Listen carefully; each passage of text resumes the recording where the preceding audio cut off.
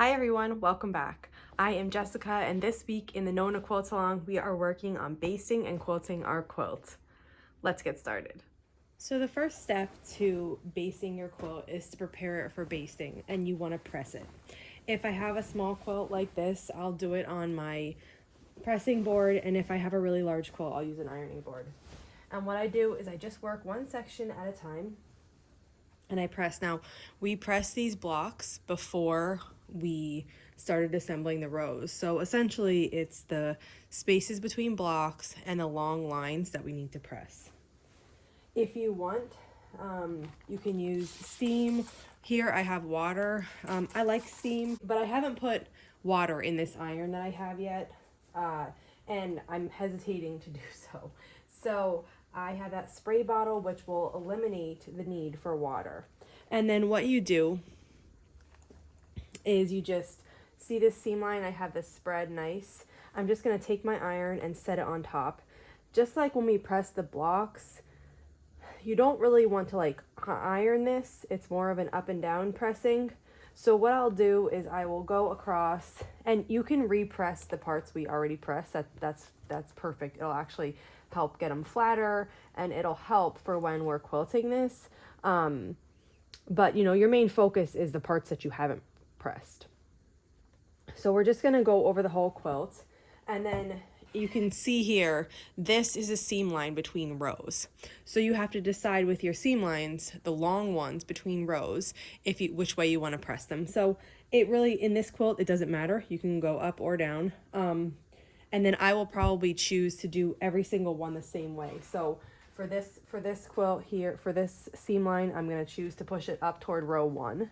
That means when I get to the next seam line, which is right here, I'll also push it up. Now, it wouldn't matter if I pushed it down, but just like for consistency's sake, in my mind, that's the way I like to do it. So I'll decide which way is the best, and then I will do that for every single horizontal seam line in the quilt.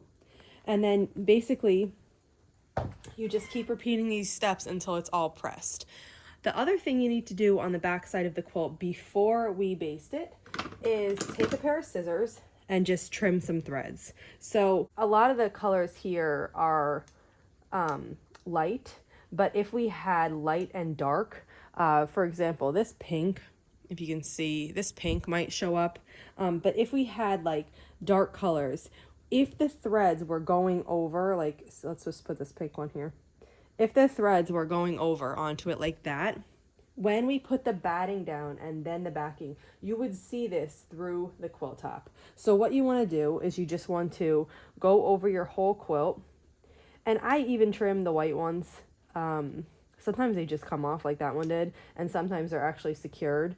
And I just go through this whole surface, and I will just trim any threads that are loose so that we cannot see them through the quilt top because they're gone.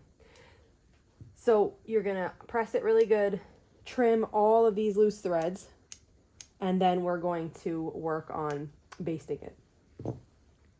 Now I'm gonna show you my way of basting, but keep in mind, there's a lot of ways to do something. So if this doesn't work for you, stay on the lookout for other people when they baste their quilt and see what works the best for you. So the first thing I do is I lay my backing down on, and the only space, I should say, that I have in my house that I can spread this out is on this throw rug that I have, that I'm set up at now. A lot of people love doing it on hardwood, like a hard surface, because you can use painter's tape or masking tape to tape it down and get it really tight. I don't have a surface where I can do that easily, so I do it here. And it was a struggle in the beginning, but I made it work. So after your backing is down, and I know this isn't exactly tight, but we'll get there, I take my batting, and we're just gonna lay the batting down. Now remember from our batting discussion that a lot of battings have a right side and a wrong side. So if you can see here, this side has the dimples and this side has the bumps, and the bumps are gonna go toward my backing. So what I'm gonna do is I'm just gonna lay my batting down. And I'm trying here to keep my backing spread out tight. you can, I have seen before and heard of people like sticking pins around the edges, safety pins or whatever, just straight down into your carpet to try to help hold it. I did that for a little while and then like it just didn't work for me. But it's kind of something that you need to practice. Like you're not going to get it perfect the first time you do it. It comes with repetition and practice. So you're just going to keep spreading everything out. And I normally wouldn't crawl on the parts that I'm using, but I have my backing and my batting is oversized up to the top here. And this part, like I won't even be, this is all going to be extra. So what I'm doing is I'm just making sure my backing is laying flat, and then I'm spreading the batting to be as flat as can be on top of the backing. And I'm not really like stretching it. You don't want to overstretch it, but you do just want to, here we go, cat. Come here. Oh, good morning. So I'm not like really stretching it because you don't want to stretch, but you do want to get it like taut, kind of. So I'm making sure that my backing is completely flat against my batting. And I'm just going to keep manipulating this until I feel like I've got it as good as I can get it. And sometimes like putting your hands in the center here and like spreading outward, that helps distribute the batting, but you have to make sure your backing isn't rippled underneath or it still won't be flat.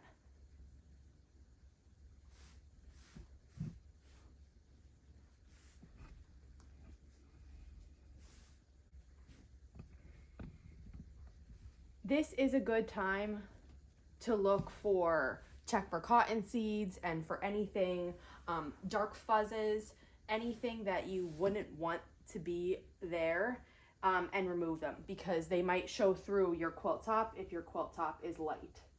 And the next step then is to just take your quilt and put it on top, and you're gonna just see how big you need it. So you want your backing and your batting to be a few inches bigger on each side. So I'll leave a couple inches here at the bottom, and I'm gonna do the same at the top. And what I'm gonna do is roughly cut out the size that I need. Left and right here I'm good, but at the top I need to trim away some. So before I finish flattening the top, I'm just gonna come up here and I'm gonna roughly trim away the stuff that I don't need. So if I wanna I'll probably start trimming around here. And I think I could probably cut these together. It doesn't need to be perfect. This is gonna get trimmed away at the end, but you kind of want a little working space when you're quilting. So it's nice to have this like buffer around the outside. Now that I have that cut away, I can really get to the part that I was kind of like ignoring before because I had too much, and just make sure I'm really spreading out the backing and the batting really nice, especially this crease line. So this batting is from a bolt, but the bag ones can have the creases too. I find that the bolt ones, the creases are really defined, especially as you start getting to the inside of the bolt because they've been folded so long, there's been pressure on them.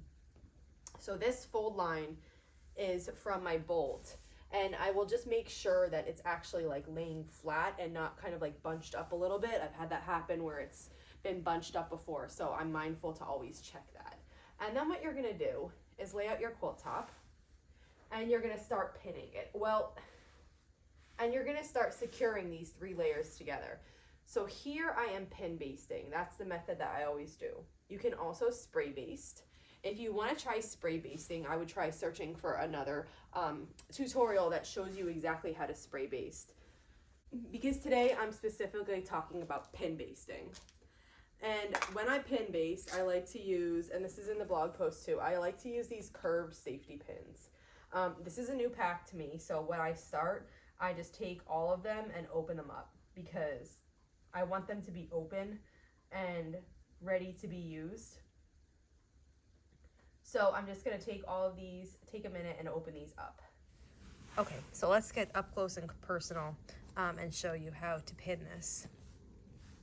this is what the curved safety pin looks like. So there's a slight curve in it here and a slight curve in it here, so that when it's hooked, it's a little bit bent like that.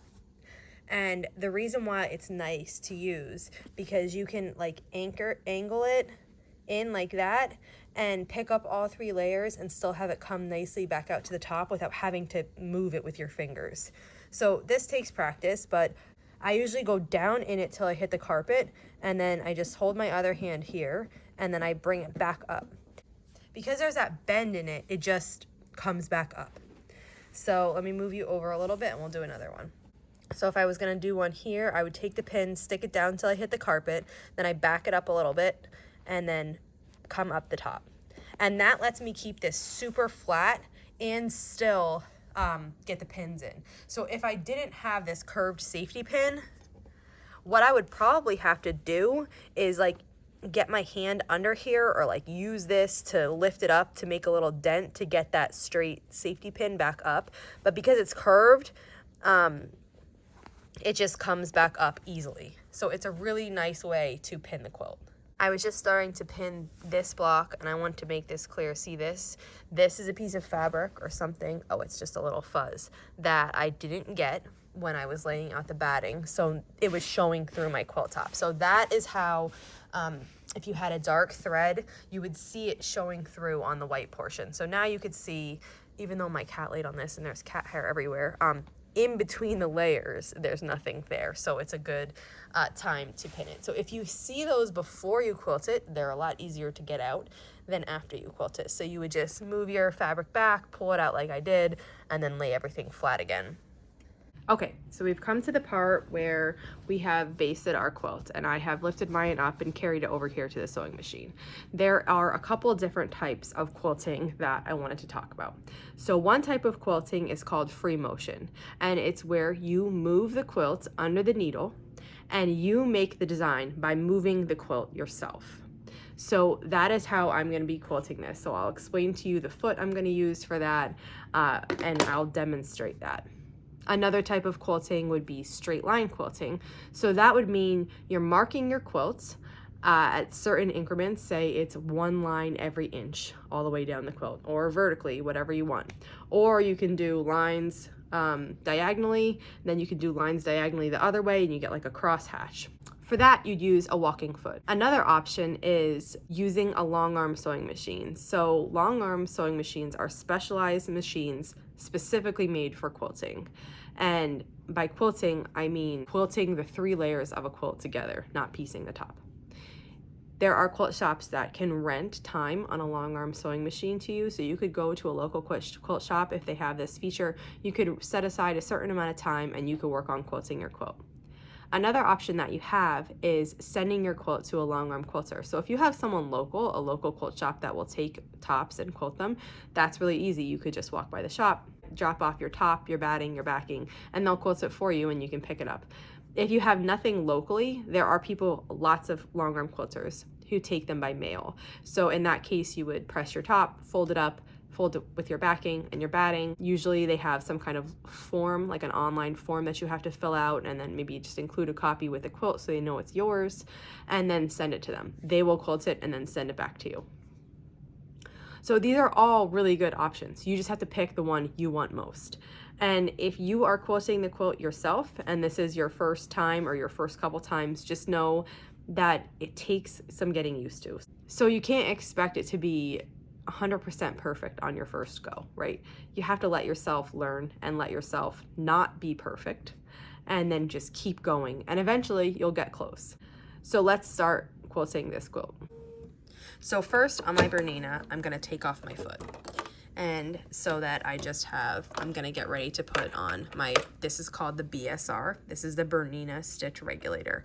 And this is nice because one of the difficult parts of free motion quilting is moving the quilt at a consistent speed so that all your stitches are even. And what this does, which is awesome, is that it helps you get even stitches. So it will sew only when you move the quilt. If you move the quilt fast, it will sew fast. If you move the quilt slow, it will stitch slow. And what that does is it gives you even stitches. even when you might not be paying attention to your actual stitch length. So to put it on, you just put it on like a regular foot. Then it also has this cord. And if you go to the back of your machine, there will be a spot to plug it in. And you plug it in. So now your machine knows that you have put this foot on and you're gonna free motion quilt. So the machine is gonna prompt you then to drop your feed dogs. So I push the button to drop my feed dogs, and when they're down, now I am ready to start.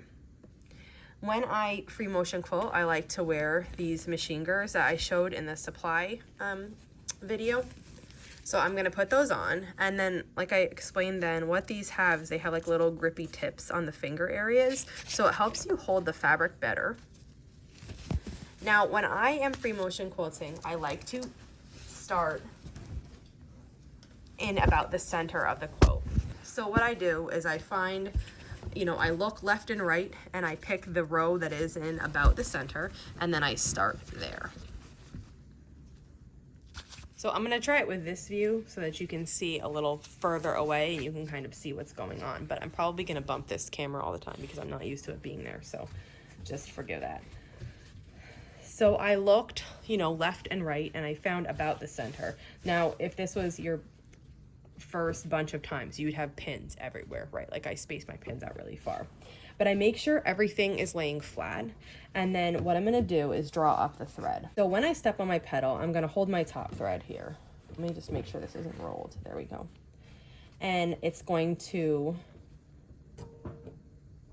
drop my needle and pull it up. So there's a bunch of threads getting in the way, but try to just focus on where I'm showing you. Right here is my bobbin thread, and I just pulled that up.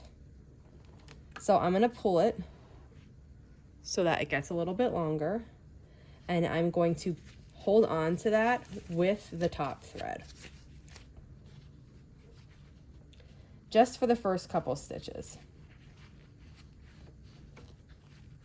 And this, I chose this open toe foot because I like to be able to see, like I like this open toe. There's also a closed toe, and there's also like a round plastic one. When I have both of the threads and I'm holding them, I'll just engage my needle.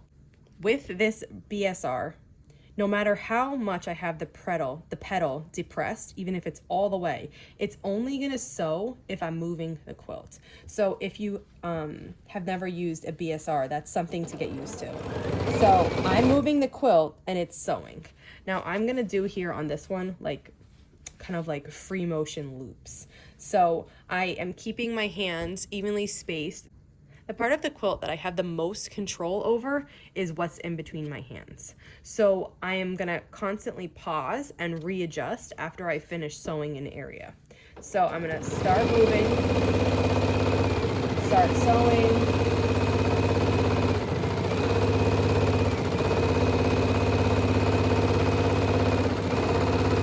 and once I get to like here, when I don't have much control because my hands are back, I don't have control over this area, I'm gonna stop and pause. I'm gonna readjust my quilt, and then I'm gonna keep going. And I like to kind of quilt this like middle area and all the way across. And then after I have the middle quilted, then I'll start working on each side of it. So I'm gonna keep going.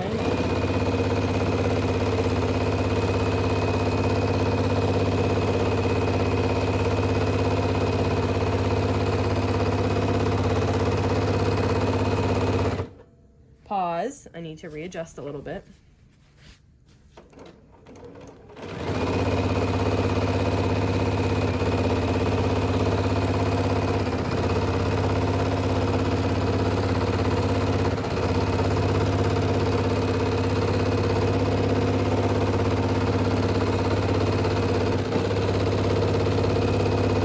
Pause.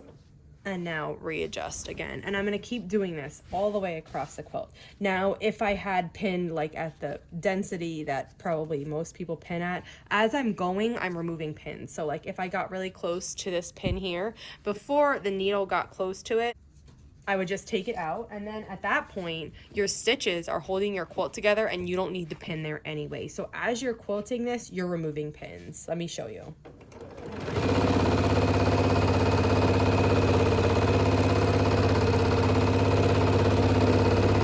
I'd stop here, and you could even have taken it out before it got this close. Take it out. I would just put the pin in my back of my jar, and then I would continue going.